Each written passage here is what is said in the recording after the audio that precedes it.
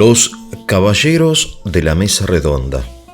Entre las historias reunidas en un famoso texto llamado Material de Bretaña, que reúne, leyendas o mitos pertenecientes a la historia antigua de las Islas Británicas y de Bretaña, se encuentra la leyenda de los caballeros de la mesa redonda, según la cual un rey le había regalado al rey Arturo una mesa enorme, redonda, donde se sentaban para debatir, decidir y votar 150 personas, que eran los famosos caballeros de la mesa redonda. Estas 150 personas eran hombres, varones, que se habían distinguido en el pasado por sus méritos personales, y porque eran personales eran intransferibles. Algunos habían sido guerreros muy valientes, muy hábiles, ¿no? Otros hombres de ciencia, obviamente de aquella época, filósofos, teólogos, juristas, científicos, naturalistas, ¿no? Y otros simplemente hombres virtuosos, ¿no? Prudentes, buenos. Bueno, y entonces se reunían porque gracias a su mérito personal estaban capacitados, eran idóneos para gobernar o al menos aconsejar al rey Arturo. El pueblo estaba feliz porque a la cabeza de la sociedad estaba esta institución que tenía una gran autoridad moral. Y el rey estaba satisfecho porque no estaba solo, y los caballeros estaban muy contentos o muy orgullosos, solamente porque pertenecían a esta especie de élite que se reunía alrededor de esta enorme mesa redonda. Cuando murió un caballero de los más ancianos, se eligió a otro caballero con las mismas, cualidades que mencioné, pero bueno, algunos caballeros ya eran ancianos, tenían sus heridas de guerra, etc., entonces iban muriendo. Y fue ahí cuando alguien propuso que en lugar de elegir, que se aplique el principio hereditario. El principio hereditario, que es común en las monarquías, ya sea de la antigüedad pagana o de las monarquías cristianas, dice que el hijo varón mayor, el primogénito, heredaba entonces el lugar de su padre difunto. Entonces se introdujo en la mesa redonda el principio hereditario. Y ahí empezó la decadencia. Porque obviamente, ustedes entienden perfectamente, es evidente, que hay cosas que no se heredan. Sí, las particularidades físicas, ¿no?, se heredan. Pero la valentía, la ciencia o la prudencia no son cosas que se hereden. Aquí no se aplica aquello de que de tal palo, tal astilla. No se aplica. Siendo así, en la mesa redonda entraron personas que ya no tenían esas cualidades que mencioné, y se empezó a formar una cosa un poco rara, un espíritu raro, competitivo. Inicialmente tenían todos el mismo poder, en el sentido de que sus votos valían lo mismo, eran iguales, eran hermanos. Pero poco a poco se fue introduciendo en la mesa redonda divisiones, ya que algunos caballeros estaban más cerca del rey, su voto valía más, y se fueron creando como partidos. El partido de los verdes, el partido de los blancos, el partido de los rojos, a la cabeza de los cuales siempre había un caballero, de mayor jerarquía. Entonces se introdujo aquí una jerarquización, en este caso innecesaria, ¿no?, porque algunas veces obviamente la jerarquía es necesaria, pero una institución innecesaria, formando partidos, dividiendo entonces a los caballeros en partidos, en sectas dirigidas por tal o cual caballero de mayor jerarquía. Sin embargo, la institución seguía teniendo autoridad moral, Y entonces, en tercer lugar, alguien propuso que, en fin, que trabajen de tiempo completo y que reciban por su trabajo un salario proporcionado a su dignidad, a la importancia, ¿no? Obviamente, rápidamente los caballeros se convirtieron en personas medianamente ricas, y aparte recibían tierras. Y entonces la mente y el corazón, sobre todo de los caballeros, ya no estaba orientada exclusivamente al bien común, a las necesidades del reino y de la gente, de los pobres, sino que estaba ya, digamos, dividido el corazón, porque obviamente la preocupación de ellos era conservar y aumentar la propia riqueza. Porque hasta ese momento los caballeros trabajaban en su trabajo y después se reunían 1-2 veces por semana para debatir los problemas y discutir y decidir. Eran, como decimos nosotros, era una actividad ad honorem, gratuita, un voluntariado. Y entonces se introdujo en la mesa redonda el dinero. El dinero, ustedes saben, muchas veces corrompe las instituciones.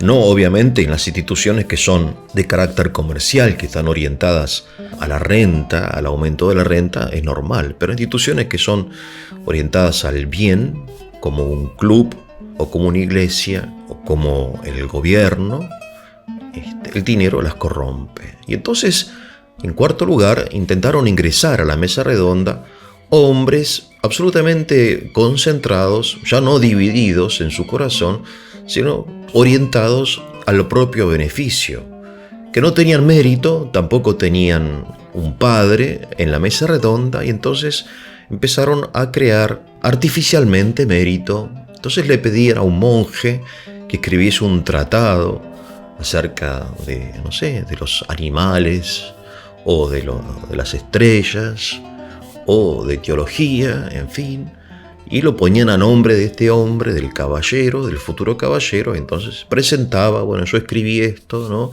O bien le pedían a un poeta que escribiese sus hazañas, ¿no? Los poetas eran los periodistas de hoy, o las hazañas del caballero en la cruzada. Entonces esto sí que ya enrareció absolutamente la mesa redonda. Y finalmente las costumbres de los caballeros, que en principio eran ejemplares, se fueron debilitando, ¿no? Hasta que sucedió lo que es algo muy conocido, es que la esposa del rey Arturo y Lancelot, que era un caballero muy cercano al rey, tuvieron un amorío. Ginebra se llamaba ella.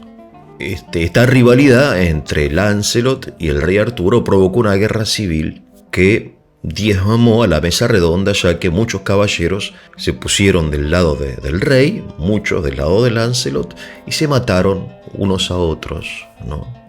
Cuando no, a otros caballeros fueron a buscar el Santo Grial, que es el último peldaño en este camino de decadencia de la mesa redonda. El Santo Grial, según la tradición, es la copa que usó Jesús en la última cena. Pero ellos no lo buscaban por un tema de devoción cristiana, como una reliquia, sino que, según la leyenda pagana, o el espíritu pagano, el Santo Grial tenía poderes, ¿no? El poder de la inmortalidad, algo así. Entonces, el tema del poder. Los caballeros querían inmortalizarse. Hay un afán desmedido ya del poder, ¿no? De la propia grandeza. Bueno, entonces se disolvió esta institución. Vamos a hacer un breve análisis de esta leyenda que trata un tema que estudia la sociología, que es el tema de la decadencia de las instituciones. Porque ustedes saben, y lo habrán visto, que las instituciones recorren un camino hacia un apogeo, hacia un esplendor, y después empiezan a caer. Instituciones, digo, cualquiera. Puede ser, empezando por la familia, la iglesia o las iglesias, un club social, un club deportivo, la escuela, los medios de comunicación, el Estado, el gobierno, ¿no? Esto es algo que caracteriza, si quieren, a la generación del primer tercio del siglo XXI, la desconfianza generalizada hacia las instituciones. O sea, hay instituciones tradicionales que han formado como un esqueleto constituyen nuestra cultura, nuestro modo de ser. Estas instituciones están en crisis muy profunda, crisis de autoridad moral. Por eso los jóvenes buscan otros caminos alternativos, ¿no? El desarrollo personal, religiones alternativas, caminos que no tienen nada en común con lo conocido hasta el día de hoy.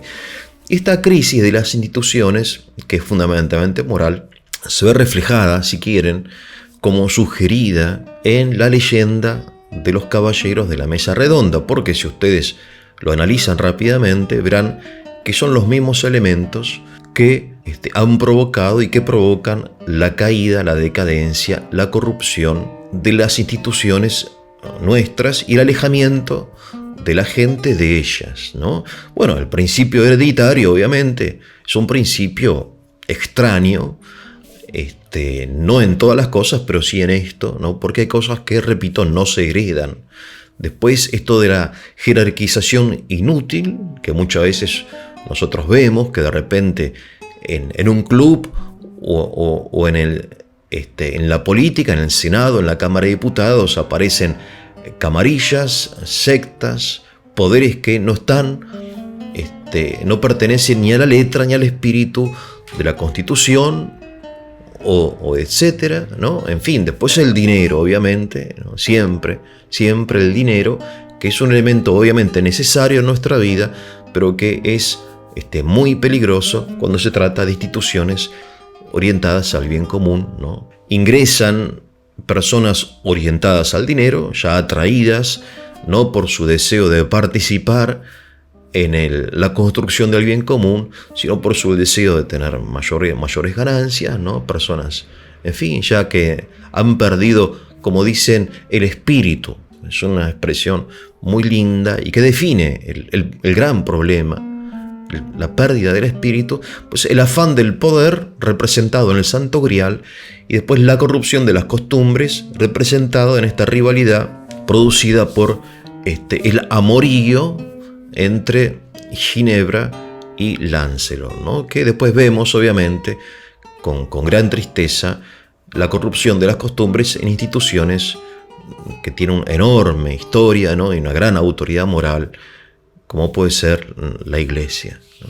Bueno, entonces me pareció que valía la pena recordar esta leyenda que es muy linda y proponerla como punto de partida para la reflexión, para responder a la pregunta ¿por qué se corrompen las instituciones? Que tengan un muy, pero muy buen día.